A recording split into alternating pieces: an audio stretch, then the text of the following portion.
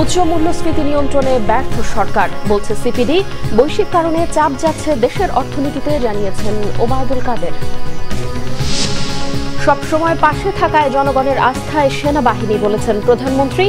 Arm forces institute of pathology ভবন এবং সেনা প্রাঙ্গণ অডিটোরিয়াম উদ্বোধন। চট্টগ্রামে বাংলাদেশ জিম্বাবুয়ের দ্বিতীয় টি-20 আজ 5 ম্যাচের সিরিজে এগিয়ে যাওয়ার লড়াই টাইগারদের।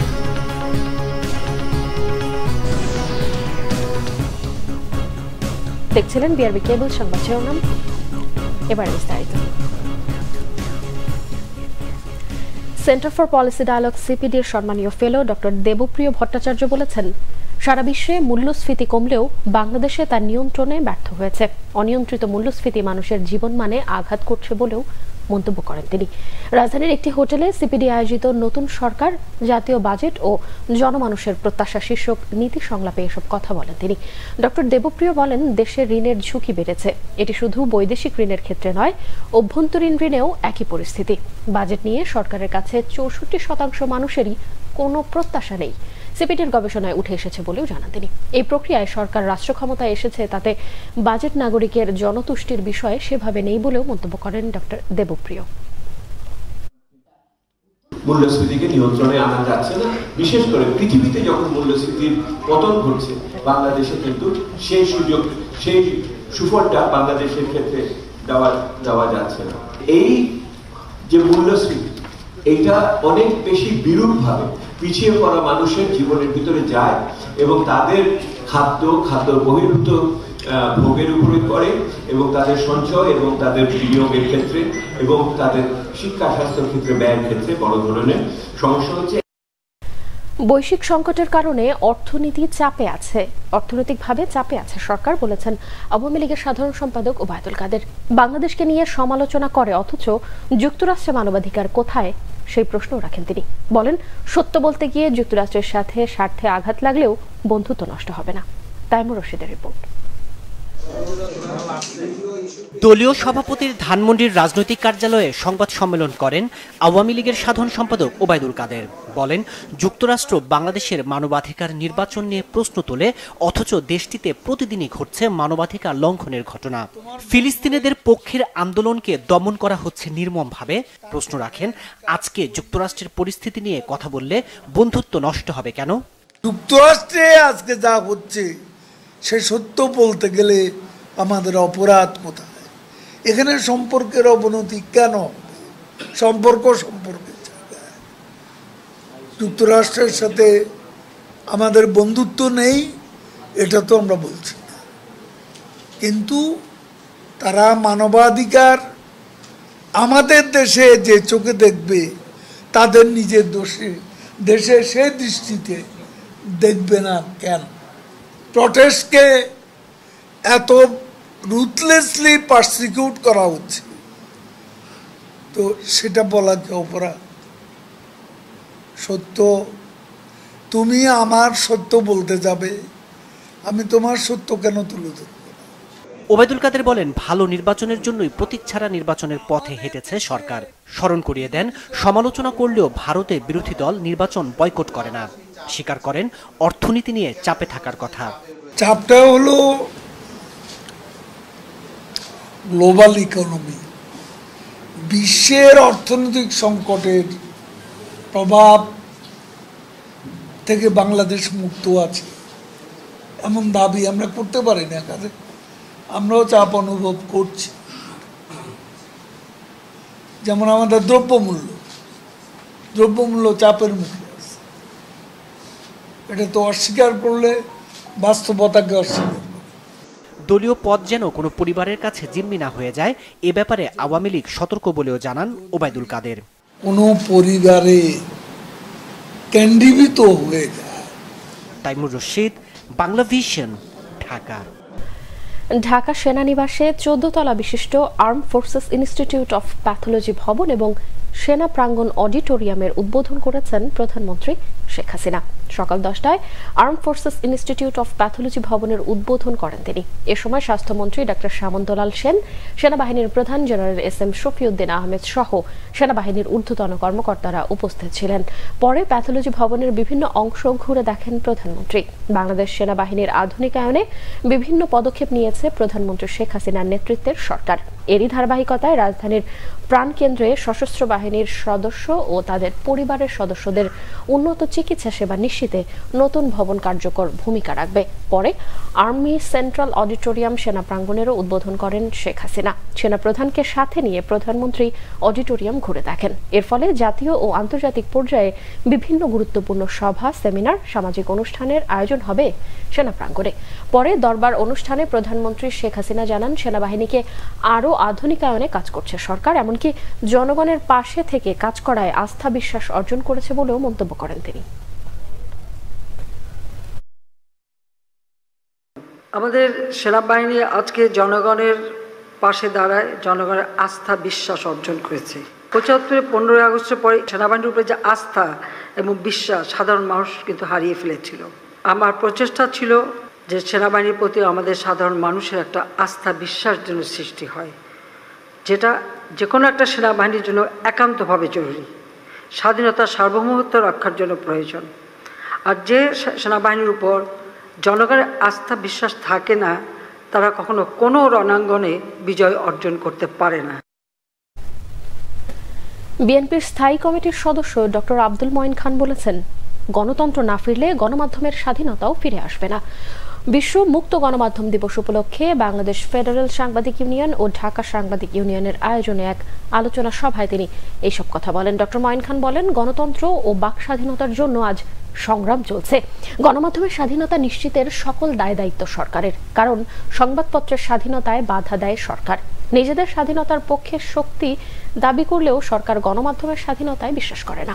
মঈন খান বলেন, গণতন্ত্র না থাকলে একদলীয় শাসন কায়েম হয়, সেখানে মুক্ত গণমাধ্যম আশা করা যায় না। গণতন্ত্র প্রতিষ্ঠায় গণমাধ্যমের স্বাধীনতা নিশ্চিত করা বিএনপির মূল লক্ষ্য বলেও জানান ডক্টর মঈন খান।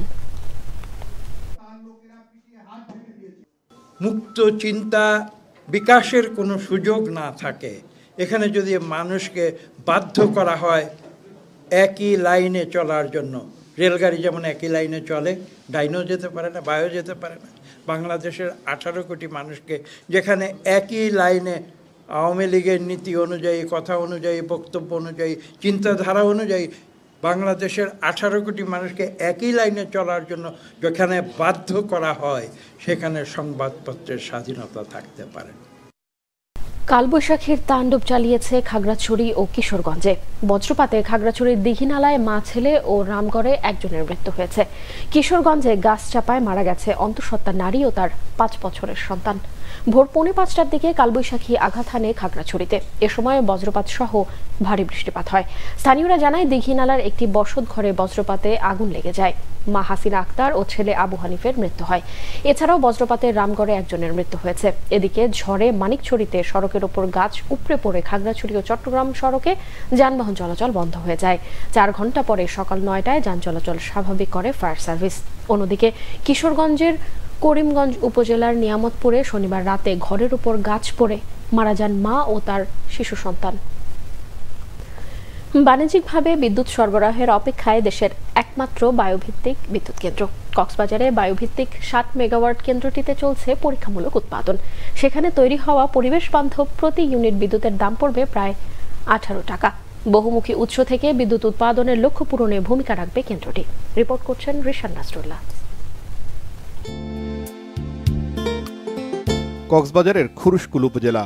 বাতাস ব্যবহার করে বিদ্যুৎ উৎপাদনে সেখানকার বিস্তীর্ণ এলাকায় বসানো হয়েছে 22টি টারবাইন। বাতাসের গতিবেগের সাথে ঘুরছে টারবাইন, উৎপাদন হচ্ছে বিদ্যুৎ। প্রতিটি টারবাইনের উৎপাদন সক্ষমতা 3 মেগাওয়াট। বায়ুভিত্তিক বিদ্যুৎ কেন্দ্রের কারণে বছরে কক্সবাজারে কার্বন নিঃসরণ কমবে 109 টন, সালফার 26 টন এবং নাইট্রোজেন অক্সাইড 51 টন। প্রকল্প সংশ্লিষ্টরা বলছেন, উপকূলীয় এলাকায় বিদ্যুৎ সরবরাহের পাশাপাশি পরিবেশ রক্ষায় ভূমিকা রাখবে বায়ুভিত্তিক বিদ্যুৎ কেন্দ্রটি। দেশের উপকূলীয় এলাকায় এ ধরনের আরও প্রকল্প করতে আগ্রহের কথা জানান চায়না পাওয়ারের প্রতিনিধি হ্যান কুন। In Bangladesh, we have invested 2 power projects. বাংলাদেশের বিদ্যুৎ খাতে আমাদের বিনিয়োগ পরিকল্পনা রয়েছে, কারণ পরিবেশ সুরক্ষায় আমরা বাংলাদেশের পাশে থাকতে চাই। চীনের লক্ষ্য হচ্ছে নবায়নযোগ্য জ্বালানি ব্যবহার করে বিদ্যুতের উৎপাদন বাড়ানো। আমরা আশা করছি উপকূলীয় এলাকায় আরও কয়েকটি বায়ুভিত্তিক বিদ্যুৎ কেন্দ্র স্থাপন করা সম্ভব হবে। আমাদের 60 মেগাওয়াট বিদ্যুৎ প্রকল্প বর্তমানে কমার্শিয়ালি অপারেশনে আছে। বাংলাদেশ বিদ্যুৎ উন্নয়ন বোর্ড আমাদের কাছ থেকে প্রতি ইউনিট 12 সেন্ট করে কিনে নিবে বর্তমান বাজার মূল্যে। আসলে কনভেনশনাল পাওয়ার প্ল্যান্টের মধ্যে তো আমরা নিজেদের ইচ্ছায় জেনারেশন আপ ডাউন করতে পারি না, এটা সম্পূর্ণই ন্যাচারাল বাতাসের উপর ভিত্তি করে। তবে আমাদের শীতকালে যেহেতু একটু বাতাস কম থাকে, আমরা শীতকালে একটু জেনারেশন কম পাবো।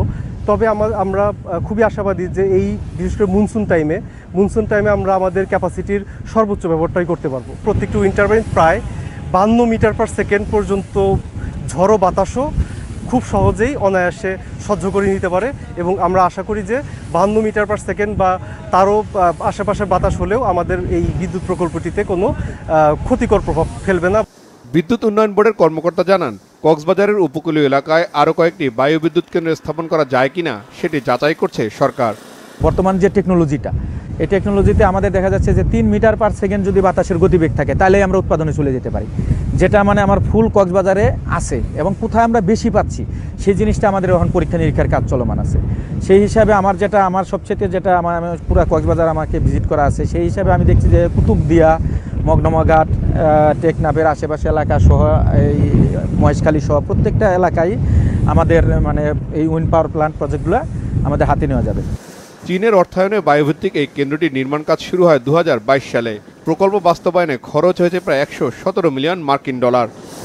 প্রাকৃতিক বাতাসকে কাজে লাগিয়ে বিদ্যুৎ উৎপাদনে দেশে প্রথমবারের মতো চালু হলো কক্সবাজারের 60 মেগাওয়াট বায়ুভিত্তিক বিদ্যুৎ উৎপাদন প্রকল্প। দেশের বিস্তীর্ণ উপকূলীয় এলাকায় এ ধরনের বায়ুভিত্তিক প্রকল্পের সম্ভাব্যতা যাচাই করতে পারে সরকার, কারণ জলবায়ু পরিবর্তনের ঝুঁকি মোকাবেলা এবং পরিবেশ সুরক্ষা ও কৃষিজমি রক্ষা করে বায়ুভিত্তিক বিদ্যুৎ উৎপাদনই হতে পারে আগামীর হাতিয়ার। ইরশাদ নাসরুল্লাহ, বাংলাভিশন, খুরশকুল, কক্সবাজার। টানা 1 মাস তাপপ্রবাহ থাকার পর রাজধানী ঢাকা সহ সারা দেশের তাপমাত্রা কিছুটা কমতে শুরু করেছে, তবে ভ্যাপসা গরমে মানুষ কিছুটা অস্বস্তিতে আছে। আবহাওয়া অফিস বলছে আগামীকাল থেকে পরবর্তী 1 সপ্তাহ থাকবে না তাপপ্রবাহ। সারা দেশে বিচ্ছিন্নভাবে বজ্রপাত সহ বৃষ্টিপাতের সম্ভাবনাও রয়েছে। এদিকে স্কুল কলেজ সহ সকল শিক্ষা প্রতিষ্ঠানও খুলে দেওয়া হয়েছে। বিস্তারিত সৈকত সাদিকের প্রতিবেদনে। টানা 1 মাসের তাপপ্রবাহ ও তীব্র গরম উপেক্ষা করে কর্মব্যস্ত রাজধানীতে মানুষকে ঘর থেকে বের হতে হয়। বিশেষ করে শ্রমজীবী খেটে খাওয়া মানুষদের এই গরমে তাপ উপেক্ষা করার কোনো সুযোগ নেই। বলছেন এমন গরম আর কখনো দেখেননি তারা। কষ্ট তো হবে, গরমটা খুবই পড়তেছে। গরমটা তো অসহ্যজনক, খুব তাপ এবং শরীর ঘামাইয়া কষ্ট হয়ে যায়। যাদের মনে করেন প্রেশারের রোগী বা অন্য যারা বয়স্ক লোক, তাদের জন্য সমস্যা। গরমে জনজীবন অতিষ্ঠ হয়ে উঠছে, বাচ্চাদের নিয়ে থাকা বড় মুশকিল হয়ে যেতে আছে। এই গরমে একটু প্রশান্তি পেতে পথে বেরিয়ে মানুষ খাচ্ছে ডাব, শরবত, আখের রস সহ নানা কোমল পানীয়। এসব কতটুকু স্বাস্থ্যকর সেটাও দেখার কোনো সুযোগ নেই। টানা তাপপ্রবাহের গরমের পর রাজধানী ঢাকা সহ দেশের কোথাও কোথাও হালকা বৃষ্টিপাত। রোদের তাপও খানিকটা কমতে থাকায় সাধারণ মানুষ স্বস্তি প্রকাশ করছে। যখন তাপদাহ আসে তখন আমরা বলি গরম গরম, তো আগামী বছর যে গরম হবে না এটা তো না, গত বছর যে গরম হয়নি এটা তো না। এই গরমের সময়টাতে আমরা বলি গাছ লাগান, পরিবেশ বাঁচান। আমাদের বর্ষাকালে কেন মনে থাকে না যে গাছ লাগাতে হবে? আবহাওয়া অফিস জানিয়েছে সোমবার থেকে 1 সপ্তাহ থাকবে না তাপপ্রবাহ। বজ্রপাত সহ সারা দেশে বিচ্ছিন্নভাবে বৃষ্টিপাতের সম্ভাবনা রয়েছে। কালকে থেকে কিন্তু সারা দেশেই আপনার বৃষ্টিপাত, বজ্রঝড় সহ এবং বজ্রপাতেরও সম্ভাবনা রয়েছে।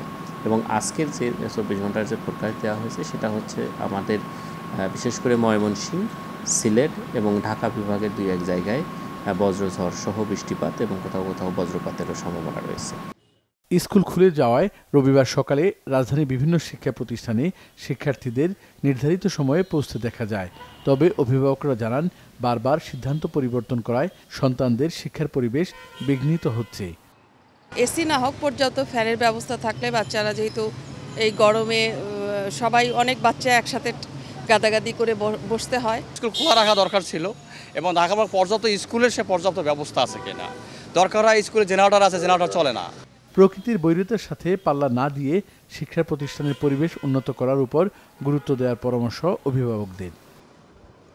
সৈকত সাদিক, বাংলা ভিশন, ঢাকা। খেলার খবর, বাংলাদেশ জিম্বাবুয়ে টি-20। জিম্বাবুয়ের বিপক্ষে হোম সিরিজে এগিয়ে যাওয়ার লড়াইয়ে আজ দ্বিতীয় টি-20 ম্যাচে মাঠে নামবে বাংলাদেশ। চট্টগ্রামের জহুর আহমেদ চৌধুরী স্টেডিয়ামে সন্ধ্যা 6টায় মাঠে গড়াবে ম্যাচটি। 5 ম্যাচের সিরিজে মুখোমুখি হবে দুই দেশ। প্রথম টি-20তে 8 উইকেটের সহজ জয়ে 5 ম্যাচ সিরিজে 1-0 এগিয়ে রয়েছে টাইগাররা। বাংলাদেশের উজ্জীবিত পারফরম্যান্সের কাছে দাঁড়াতেই পারেনি জিম্বাবুয়ে। স্পিনার মেহেদী হাসান ও দুই পেসার তাসকিন আহমেদ ও সাইফুদ্দিনের বোলিং তোপে 124 রানে গুটিয়ে যায় সিকান্দার রাজার দল। স্বাগতিকদের বোলিং তোপে এক পর্যায়ে 41 রানে 7 উইকেট হারিয়ে কঠিন চাপে পড়েছিল সফরকারী দল। সেখান থেকে দলকে টেনে তোলেন ক্লাইড মান্ডাটে ও ওয়েলিংটন মাসাকাজ্জা।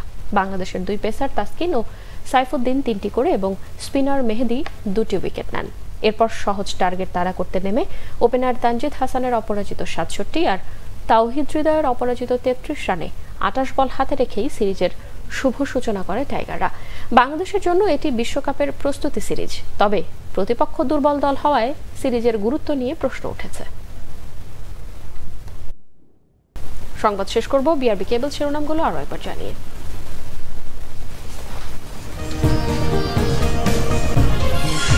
উচ্চ মূল্যস্ফীতি নিয়ন্ত্রণে ব্যর্থ সরকার, বলছে সিপিডি। বৈশ্বিক কারণে চাপ যাচ্ছে দেশের অর্থনীতিতে, জানিয়েছেন ওবায়দুল কাদের। সবসময় পাশে থাকায় জনগণের আস্থায় সেনাবাহিনী, বলেছেন প্রধানমন্ত্রী। Arm forces institute of pathology ভবন এবং সেনা প্রাঙ্গণ অডিটোরিয়াম উদ্বোধন। চট্টগ্রামে বাংলাদেশ জিম্বাবুয়ের দ্বিতীয় টি-20 আজ। 5 ম্যাচের সিরিজে এগিয়ে যাওয়ার লড়াই টাইগারদের।